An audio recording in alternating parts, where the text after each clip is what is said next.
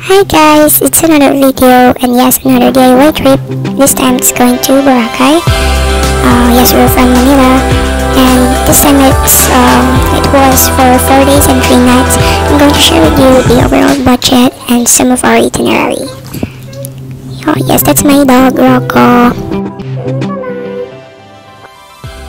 Just a quick story, we booked our ticket last September and it's only for 5,000 something, and the hotel we booked it last March or February, and it's also for 5,000. Yes, I suggest that you should check in online para hindi na kayo pumila ng mas maaga sa airport. So yes, alam ko kasi na summer yung flight namin. So, ayoko umalis ng mainit, like lunchtime. So, yung flight time was 6:15 and was moved to 6:10 a.m. So, kung ayaw nyo ng mahassle or mahabang pila tsaka mainit kasi init din ulo nyo, mas okay naman talaga mag-book ng morning. Kaya lang, ang problem is medyo puyat kayo pagdating, and yes, maaga kayo makakarating sa hotel. So yun, may time kayo gumala, at the same time puyat kayo.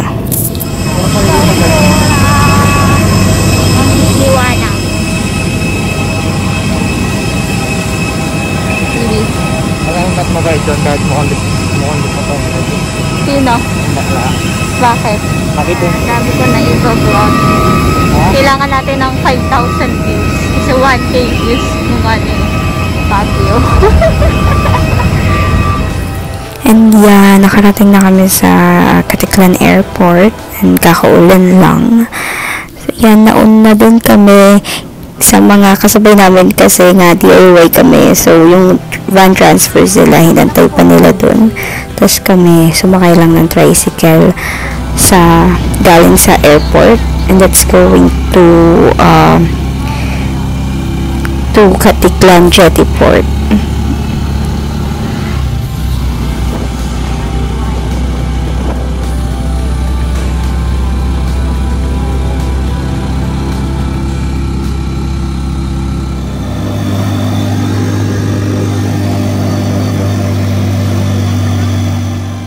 After the Tric ride going to Caticlan Port, ayan, dyan kayo magbabayad ng terminal fee, environmental fee, and the boat transfer.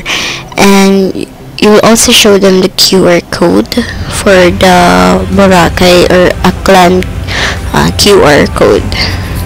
Okay, just to inform you, this is our first time going to Boracay, and what I noticed is sobrang dali mag-commute dito.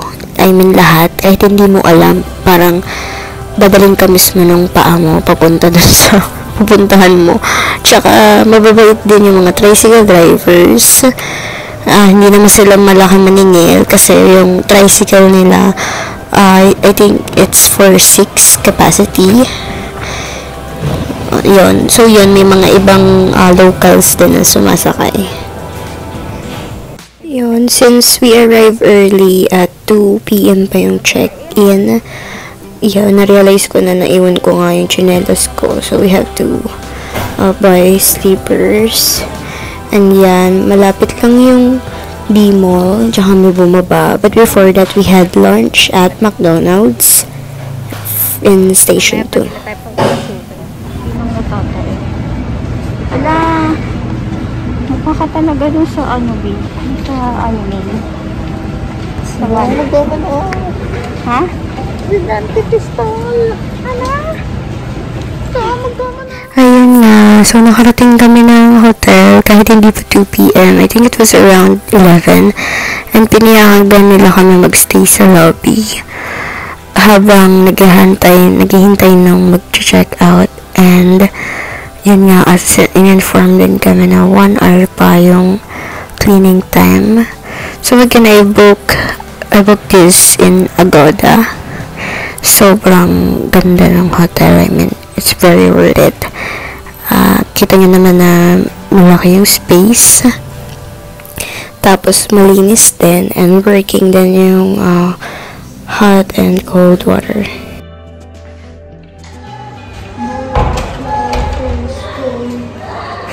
First day. Bebe. Saan tayo pupunta? Ay ka na sa bashers. May bashers. Ay, may bashers siya sa channel.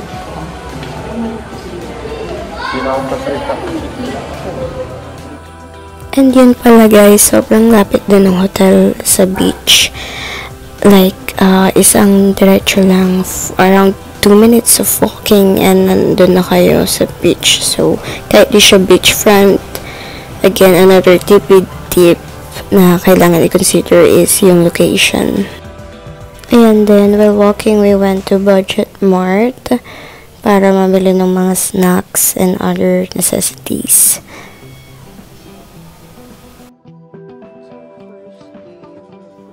So yes, our first day, we just spent it walking around Boracay, and we also had to rest and we slept early para makapaglakad kami ng maaga sa beach. And then, we woke up at 5:30 a.m.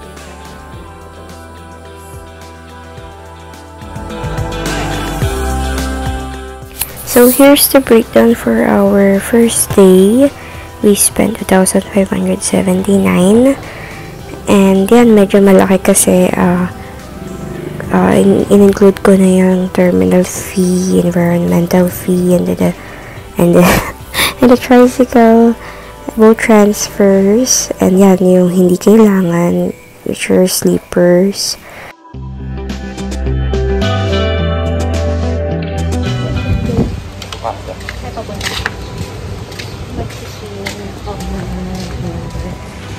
Morning. Wala palang sunrise, diba?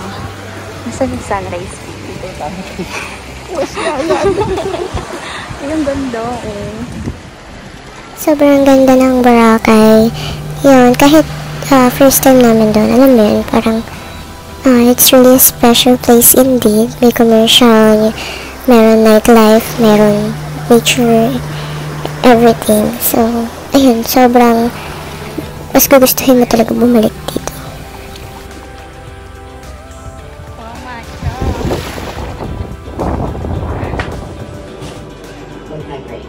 Kasi food yun eh. Ayan o. May nga siya upo sa akin. Ayan o. That's my baby. Kung sinana si Lyro, merong babu ako, may baby.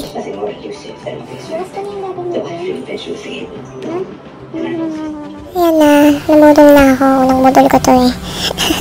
Gusto talaga magpabait kasi nga may kulay. And feeling ko medyo mahal itong nakuha namin. Pero okay lang. Kasi ilang araw ko din siyang bikinan. So yan, sa pag-check ako dun sa nag-braid sa akin, nagtanong ako kung saan mayroong gulay kasi nga puro fast foods na kinakain namin, diba?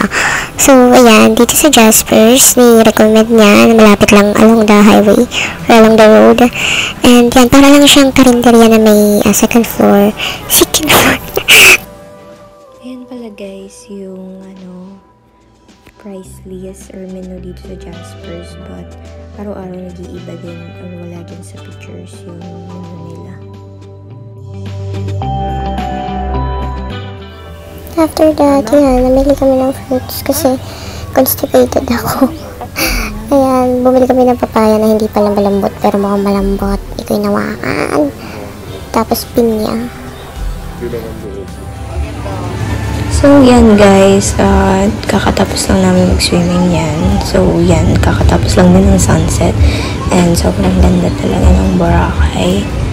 Hindi ko na masyado na picturean. Kasi yan, nag-enjoy ko yung view kanina. So, after nun, diretso na sa hotel. Tapos, lahat na kami pupunta ng dmall. Limon pa din, pero Dahil magdi-dinner na kami. And yes, pupunta kami sa OM bar. Nakita ko yung OM bar sa TikTok. Pero may entrance fee siya. 200 per person.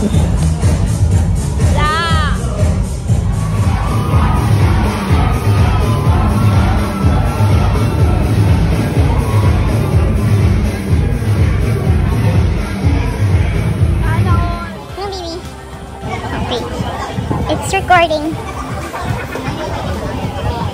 Ano oras na rin? Kasi mamaya, Alas 12. mas maganda na, alam ko. Diyos 12. Asan yung epic? Daanan natin dali. Tignan lang natin kung anong... So, yan yung total nung nagastos namin for second day. So, yan, breakfast is free from the hotel. And yan guys, yung braid ko na napakamahal, 300, mas mahal pa sa sa lunch namin, di ba? Tapos yan, SBT, medyo mas mahal ng around 10 pesos yung Starbucks sa Boracay. Tapos yung dinner namin sa OM bar, ayan, ordered nachos, carbonara, tapos yung 1 liter of cocktail. And yun yung 400 for the entrance fee.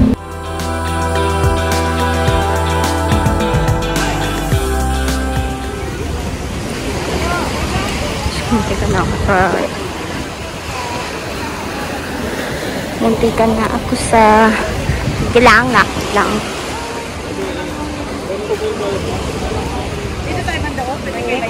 Muntikan na ako sa ano yan?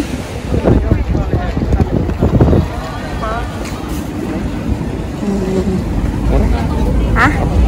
Ano tayo?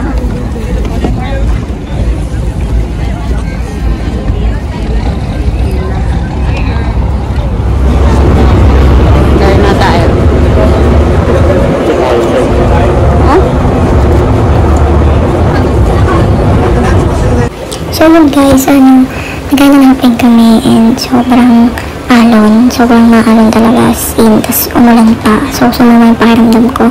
Tapos yung dapat nga after lunch namin na continuation ng island hopping, kinancel na rin kasi nga medyo delikado daw. Ang kitang-kita sa Puka Beach, sobrang maalon. Pati yung crystal kayak ba yun, kinancel din ng mga nag-a-assist.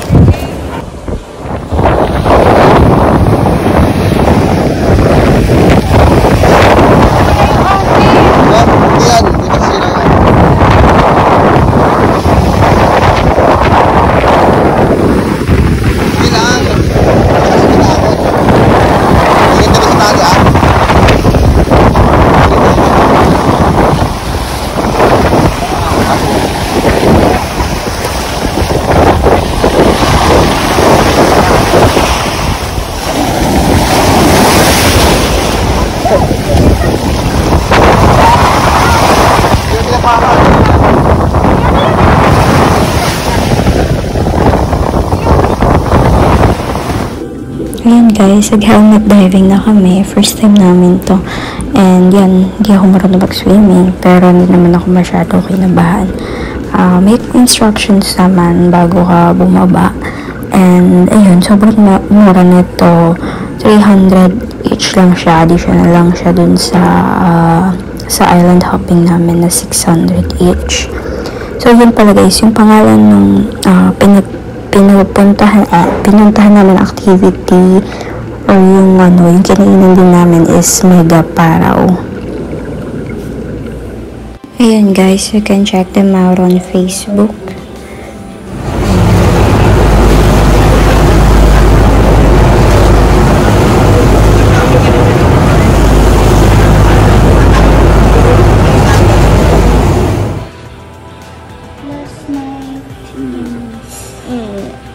Hintay na gano'n. Ano? Ayan guys, yan yung breakdown for our third day. Actually, I consider it as our last day. Kasi, yung kinabukasan namin, diretso uwi kasi nga maaga din yung flight. Ayun pala yung sinagastos ko. Ayan, marami nagtitinda sa Puka Beach. Yung mga accessories na made out of shells and Puka shells daw yung mas mahal. Medyo pricey sila, pero tatry ko naman tawaran kahit konti kasi sabi ko, ala, di ko malaman. Diba? Tapos yun yung si Kuya photographer, sobrang galing niya mag-picture. Lahat ng magagandang views, tsaka alam niya yung shot dun sa Puka Beach. Hindi ko nakuha yung name niya, pero yun nga 50 lang yung bigay ko. Pero yan, next time mabawi ako, Kuya.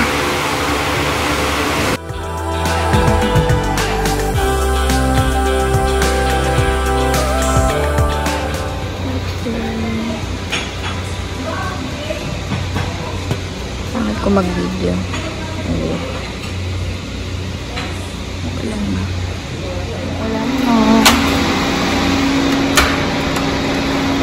Bye, Bora.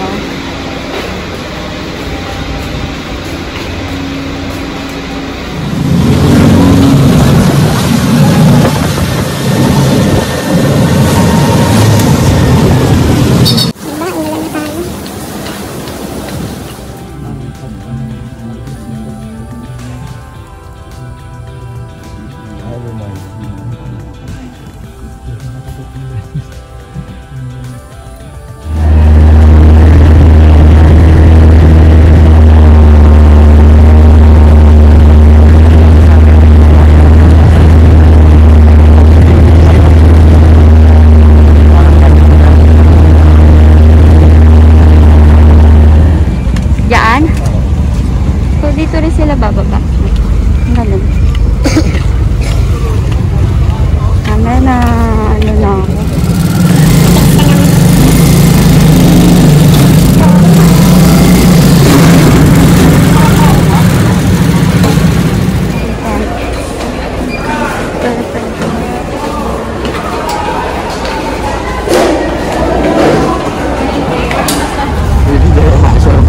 Sayang eh mamaya. Kumaano doon. Maraming tao.